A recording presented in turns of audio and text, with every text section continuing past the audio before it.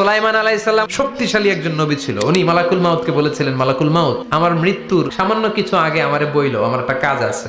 মালাকুল মাউত মৃত্যুর কিছু সময় আগে এসে বলল, সুলাইমান, টাইম ইজ আপ, সময় শেষ, অল্প কিছু সময় বাকি, কি করবেন করেন। সাইয়েদনা সুলাইমান জিনদেরকে ডাকলো, ও জিনেরা, বিশাল একটা প্রজেক্ট আছে, প্রজেক্টে কাজ শুরু করো।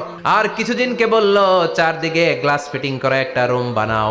সাইয়েদনা সুলাইমান আলাইহিস সালাম গ্লাস ফিটিং করা রুমের ভেতরে ঢুকলেন। এই রুমে ঢুকার দরজা নাই, হাতে একটা লাঠি নিলেন। কি নিলেন? লাঠির মধ্যে ভর করে দাঁড়িয়ে রইলেন আর জিনদের দিকে তাকিয়ে রইলেন। জিনেরা এত বদমাশ ছিল, সাইয়েদনা সুলাইমান দাঁড়িয়ে না থাকলে কাজ করতো না। সুলাইমান আলাইহিস সালাম লাঠির মধ্যে ভর দিয়ে দাঁড়িয়ে রইলেন আর বললেন, কাজ করো। জিনেরাও কাজ শুরু করলো। ওদিকে মালাকুল মাউত এসে বলে, ও সুলাইমান, সময় তো শেষ। সুলাইমান বলে, সমস্যা নাই, রূহ কবজ করেন।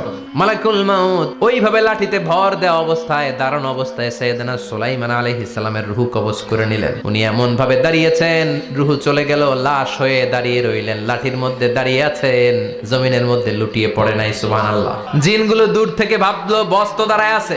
জিনেরা মনে করছে বস দাঁড়ায় আছে, কাজ করতেই হবে। করতে করতে পুরা প্রজেক্টের কাজ শেষ। ইন দ্য মিন টাইম ঝিঝি পোকা, উই পোকা, যেই পোকা কাঠ খেয়ে ফেলে, এই কাঠ খাওয়ার পোকা সুলাইমান আলাইহিস সালাম লাঠির ভেতরে ঢুকে লাঠিও খেয়ে ফেলেছে। সাইয়েদনা সুলাইমান আলাইহিস সালাম ধপাস করে জমিনে পড়েছে।